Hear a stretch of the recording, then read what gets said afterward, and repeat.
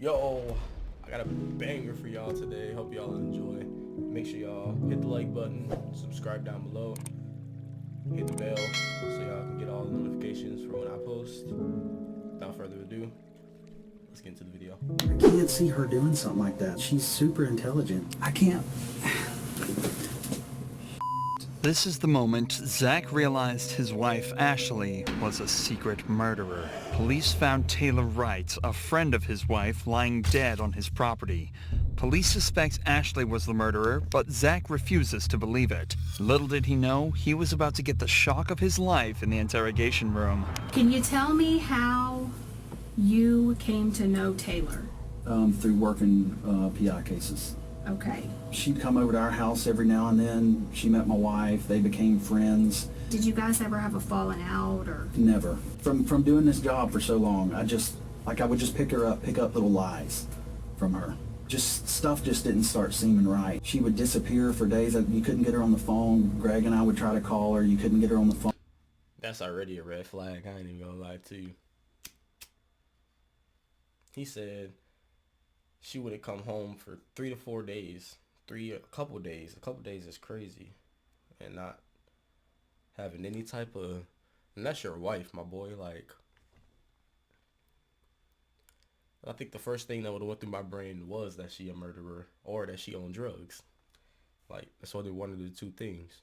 And she coming back without any type of nothing. Just ain't saying nothing either. That's some crazy wild shit. Taylor had been known to go missing for days at a time, but this time was different. She hadn't been seen for over a month before she was found.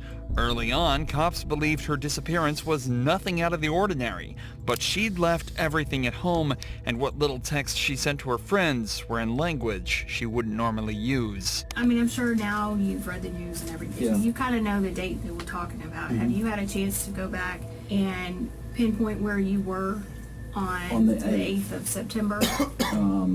It's very, I can't remember, but I've tried to do the very best I can so I could tell y'all the best I can.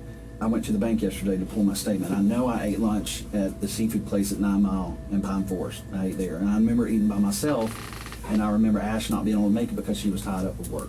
Taylor was last seen on the 8th of September, so Zach attempts to recount what he was doing that day. Given that he used his debit card to purchase food in the area, it's likely that his story is true. What's interesting though, is that he mentioned he was out on his own as his wife was busy with work. It seems that he fully believes this to be the truth, and while he knows his wife has been questioned about the murder, he doesn't know that she's currently the #1 suspect.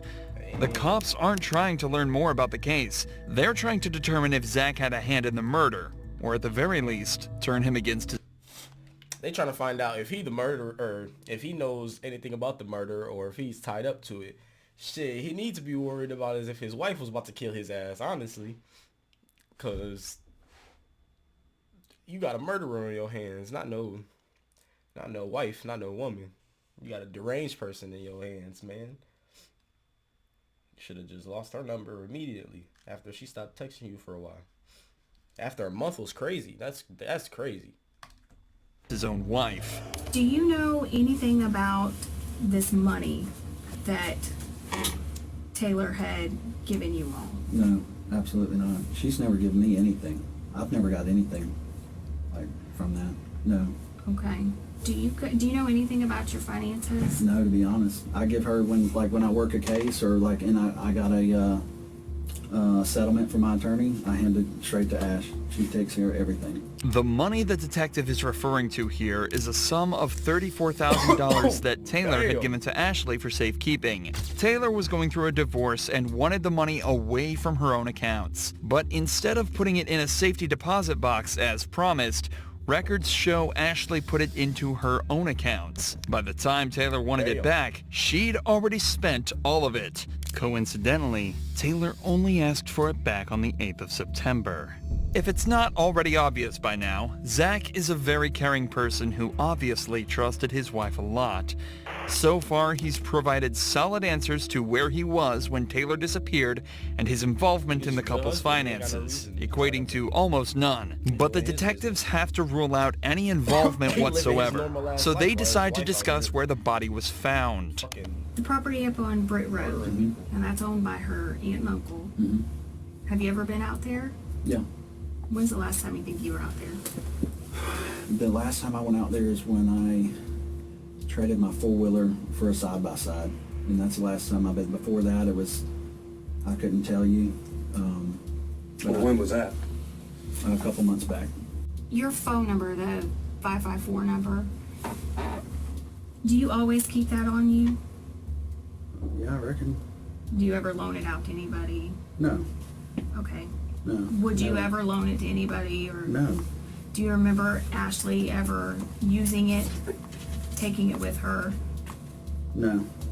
Never. Okay, did it ever get lost or stolen or anything and get replaced? No, not that I recall. Okay. This might seem like a random question, but phone records actually played a huge part in uncovering the truth in this case. Not only did they show Ashley on the property Taylor was found dead at on the 8th, but they also showed Taylor's phone at a wedding Ashley attended the very next day. But Taylor was never seen at the wedding or anywhere else after that date. Detectives here are just trying to confirm that if Shorty killed the other Shorty and was at her funeral the next day, creeping around on some Joe shit. She was straight stalking around after killing somebody. It was discovered from Zach's phone records, there would be no way to argue that it wasn't him in control of the phone. But remember, Zach still has very little idea surrounding the true nature of this case. He doesn't know how much evidence the cops have against his wife. All he's doing is defending himself and providing answers that'll hopefully solve the case. So given his compliance so far, the detectives decide to try and question him about some more physical evidence. Do you own any 9mm Yeah. handguns? What kinds? My Glock. Just one or Yeah. When I've got a lot of guns, so a lot. I think one Glock 9, what model? 19. 19? Okay. Do you know how Taylor died? Yeah, for Ackerman told me that the girl was shot, and he heard that from Molchan. So Ackerman told you and he got it from Molchan? Yeah. Okay. Did he elaborate on anything else? He just said that they thought the girl was shot. Okay. Did you ever buy Ashley a gun or anything of that nature? Man, over the years, yeah. Yeah. I bought her a 380 one time, What kind? PPK. Okay. And does she carry a firearm? I haven't seen her one in quite a while. Not at all. Mm-mm. Do you own a 38 I- airweight? Yes. And she used to, that's the last thing I ever remember seeing her with was a 38 airweight. And that was, I haven't seen her with that in I don't know how long. I mean, I'm interested. Did you kill or participate in Absolutely the death not. I would Let never. me ask this question. Okay. Go ahead. Did you kill or participate, or do you have any knowledge? Zero, Jason. Absolutely none. I don't want to be nowhere near it, nothing involved with it, nothing. I know nothing about it. The detectives are now trying to ramp up the pressure slightly. Zach has seemed extremely comfortable up to this point, and they're likely just trying to test whether that's because of the more casual nature of the interview so far, or if it's because he genuinely is innocent. However, Zach stays calm, and his body language confirms this. As the pressure mounts, Zach doesn't lean back, cross his arms, or really become closed off in any way as a guilty person may. Instead, he leans forward, maintains eye contact, and his statements are clear and concise. His posture here is one of confidence and cooperation.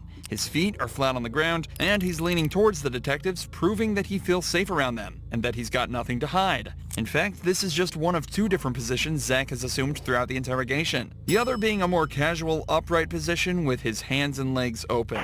Zach is doing everything he can to appear innocent, and yet the pressure continues to mount. What do you think happened to Taylor? I couldn't tell you, Jason. I mean, I don't know.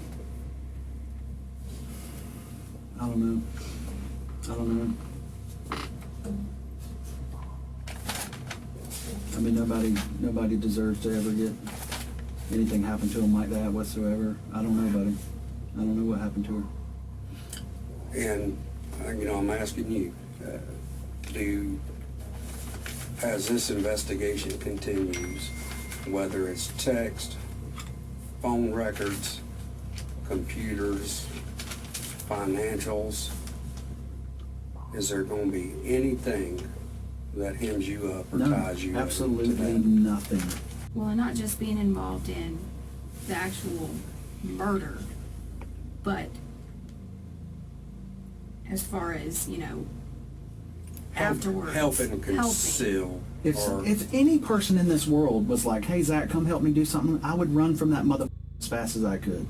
Well, I mean, just, hell, it's all over the news. Yeah. You've read it. Yeah, I've read Right. it, and And I mean, trying to swallow it and figure it out. I mean, it's like, it's terrible. but you've read it, so you know at least some of the details. Just based upon that and your knowledge of the job that we do and the job that you used to do, what's your thought? Feelings aside, Just logically. I can't see her doing something like that. I mean, she's super intelligent. She's got a criminal, master's degree. yeah, or is it master's or I don't know, one of the two. And that's just sloppy. I mean, that's sloppy I can't see her doing that. There's obviously a lot going on in Zach's head right now. Sloppy He obviously doesn't want to She believe say- his he wife say he killed messing the someone, money up. but his years of experience as a PI, coupled with all the evidence against his wife, logically have to be convincing him otherwise. Not only were there the bank statements and the cell phone records, but Ashley was even caught on camera at a hardware store purchasing the exact same type of cement that was used to fill Taylor's grave. At this point, though, the detectives have seen all they need to. Zach takes a minute to discuss a few things with his lawyer, and he signs a search warrant allowing them to obtain all his cell phone records. Eventually, Zach is cleared of any wrongdoing and is allowed to return home. His wife, however, was a different story. We, the jury, find the defendant, Ashley MacArthur, guilty of first-degree premeditated murder with a firearm as charged in the indictment. Ashley MacArthur was sentenced to life in prison with a mandatory sentence of 25 years and is now serving her time away from her husband behind bars. Her selfish ass ain't even want to admit to her wrongdoing. Hello everyone, this is your Daily Dose of Internet. These medical students had a look at graphic video footage of what a C-section looks like. Bro, looking away.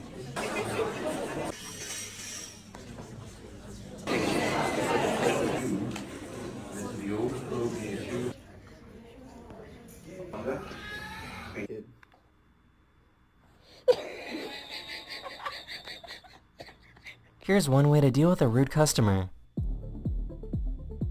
What are you about to do? Ooh. Yep, spray his ass.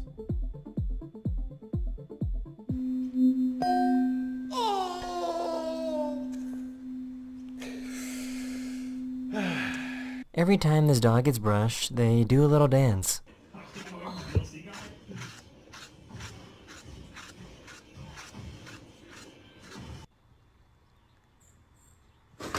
Oh my god!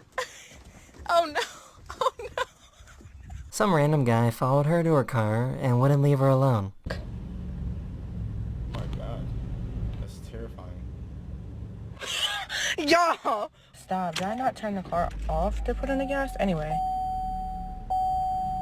Get... What do you think this little snowbird is trying to say? Pois meidän hyppyrinnoukalta. Bro, Sekä kaulasta. oh my god, it's a truck! Carrying a truck! Carrying a truck! Carrying a truck! These chimps saw a prosthetic leg for the very first time.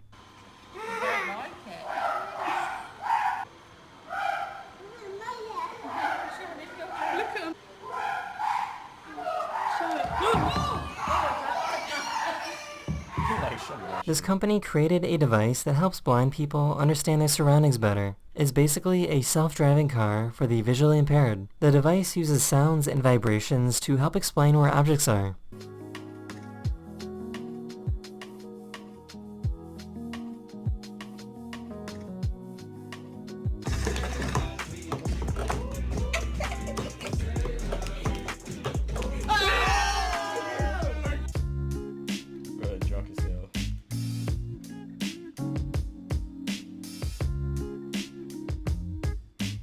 This penguin was attracted to the light on this guy's phone.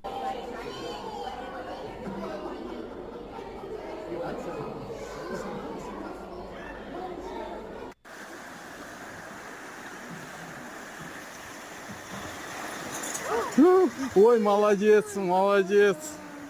That is the end of this video. Hopefully I put a smile on your face, and I'll see you guys again very, very soon. Later.